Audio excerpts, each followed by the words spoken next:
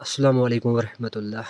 ये water logging का second part है। फर्स्ट पार्ट में मैंने आपको बताया था कि जब वाटर लॉगिंग होती है प्लांट में, मतलब कि रूट्स के आसपास रूट्स में पानी जमा होता है, तो उसकी वजह से एक प्लांट में क्या प्रॉब्लम्स आती हैं, क्या डिजीज़ पैदा होती हैं। तो आज हम इस पार्ट में, इस वीडियो में ये जानेंगे कि हम उन प्रॉब्लम्स को, उन डिजीज़ को किस तरीके से मैनेज करेंगे, किस तरीके से कंट्रोल करेंगे। तो मानते हैं कि ये हमारे पास एक प्लांट है, एक कीवी का प्लांट है। अगर इसमें वाटर लॉगिंग हुई है, पानी जमा हुआ है, तो हमें इसके लिए क्या करना पड़ेगा। ये जो रूट्स के आसपास पानी जमा हुआ होगा, सबसे पहले हमारी यही कोशिश रहेगी, हम उस पानी को बाहर निकालेंगे।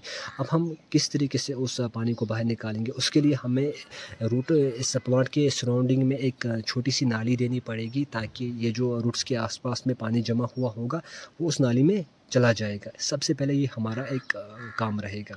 दूसरा क्या है, ये जो आप सॉइल देख रहे हो, इसको हमें थोड़ी सी लूज़ करनी होगी। 3-4 इंच तक हमें इसको लूज़ करनी होगी। एक तो उससे रूट्स को ऑक्सीजन मिलेगा, दूसरा क्या होगा, ये जो सॉइल है ये ड्राई होगी, सूख जाएगी। ये 2 काम हमें हमें कंपल्सरी करने होंगे।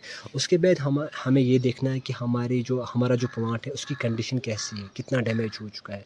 अगर 40 टू 50% हमारा प्लांट डैमेज हो चुका है, मतलब कि इसके जो लीव्स हैं वो वीक हुए हैं, मतलब सूखने लगे हैं, या प्लांट वीक हुआ है, ग्रोथ नहीं हो रही है इन्फेक्शन की, डिजीज़ की वजह से, तो हमें इमीडिएटली हाइड्रोजन पेरोक्साइड का यूज़ करना पड़ेगा। बट वो सिर्फ एक बार आप यूज़ कर सकते हो, दोबारा आप यूज़ नहीं कर सकते हो। क्योंकि वो क्या, उसका काम क्या होता है, जितने भी फंगस होते हैं सॉइल के अंदर, बैक्टीरियाज होते हैं, नेमाटोड्स होते हैं, चाहे वो एक प्लांट के लिए फ़ायदेमंद हो चाहे नुकसानदेह, वो ये नहीं देखता है ये प्लांट के लिए बेनिफिशियल है या हार्मफुल है। वो सबको कंट्रोल करता है, वो सबको ख़त्म करता है, मतलब कि वो सॉइल को साफ़ कर लेता है। लेकिन वो तब आपको यूज़ करना है जब आपका प्लांट 40 to 50% डैमेज हो चुका है, बीमारी आ चुकी है। अगर आपको लगे कि बीमारी आने वाली है, रूट वीक होने वाला है, इन्फेक्शन होने वाला है, तो आप ट्राइकोडर्मा का यूज़ कर सकते हो। ट्राइकोडर्मा एक बेनिफिशियल फंगस है जो सॉइल में जाकर ग्रो करता है, मल्टीप्लाई हो जाता है, और उसके साथ साथ वो रूट्स की ग्रोथ को फास्ट करता है, और सॉइल को भी हेल्दी करता है। ये उसका एक बेनिफिट होता है। वो हम 1-2 बार भी यूज़ कर सकते हैं ट्राइकोडर्मा।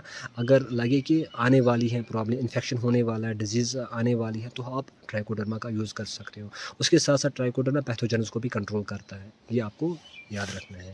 तो और इसके साथ-साथ हमें क्या करना है, हम वर्मी कंपोस्ट के 2-3 केजी या एफआईएम गोबर की डिकम्पोज़िट, जो अगर आपके पास गोबर हुआ है डिकम्पोज़िट है, तो वो 2-3 केजी आप इस सॉइल के साथ मिक्स करोगे, ताकि इससे क्या होगा कि प्लांट्स को टाइम-टाइम पे न्यूट्रिएंट्स मिलते रहेंगे। ये हमें कुछ करना पड़ेगा सबसे पहले। तो उसके साथ-साथ हमें इस प्लांट के ऊपर 2-3 इंच सॉइल डालनी पड़ेगी, मतलब कि 3 फीट रेडियस में, मतलब कि यहाँ से लेकर यहाँ तक हमें इसके सराउंडिंग में सॉइल डालनी पड़ेगी, ताकि इन फ्यूचर अगर बारिश हुई तो रूट्स में पानी जमा नहीं होगा। मतलब कि एक मोंड बनाना है, वो मैं अभी आपको दिखा दूँगा। ये है मोंड, ये जो आप देख रहे हो, ये सॉइल का ढांचा हुआ, इसको मोंड कहते हैं। मतलब कि मैंने इसी में प्लांटेशन की है कीवी की।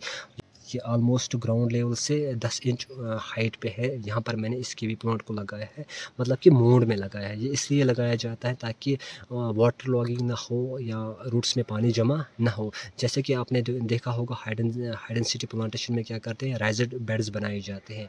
बट ऐसा कीवी में नहीं होता है, क्योंकि कीवी में क्या है कि यहाँ पर प्लांट टू प्लांट डिस्टेंस ज़्यादा रहती है, तो इसीलिए यहाँ पर मोंड बनाया जाता है, न कि राइज्ड बेड्स। मोंड का मतलब ढांचा, एक ढांचा जिसकी हाइट आप रखोगे 10 इंच या 12 इंच तक, 1 फीट तक इसकी हाइट रखोगे, जहाँ पर आपको प्लांटेशन करनी है, इसको मोंड कहते हैं। और उसके साथ-साथ हमें क्या करना है, हमें अपने ऑर्चार्ड में ड्रेनेज सिस्टम को इम्प्रूव करना है। मतलब अगर हमारे पास 1 कनाल ऑर्चार्ड है, तो उसमें हमें 2-3 नालियाँ देनी पड़ेगी, ताकि जो एक्स्ट्रा वाटर होगा वो नालियों में चला जाएगा, ताकि हमारे रूट्स में पानी जमा नहीं होगा। ये हमें इम्प्रूव करना है। और उसके साथ-साथ हमें अपनी सॉइल, ये जो हमारा ऑर्चर्ड है, उस सॉइल में हमें टिलेज करनी पड़ेगी। टिलेज के साथ हमें वर्मी कंपोस्ट या एफआईएम मिक्स करना होगा, और उसके साथ-साथ सैंड भी मिक्स करना है, ताकि सैंड से क्या होता है कि सॉइल की पोरोसिटी बढ़ जाती है।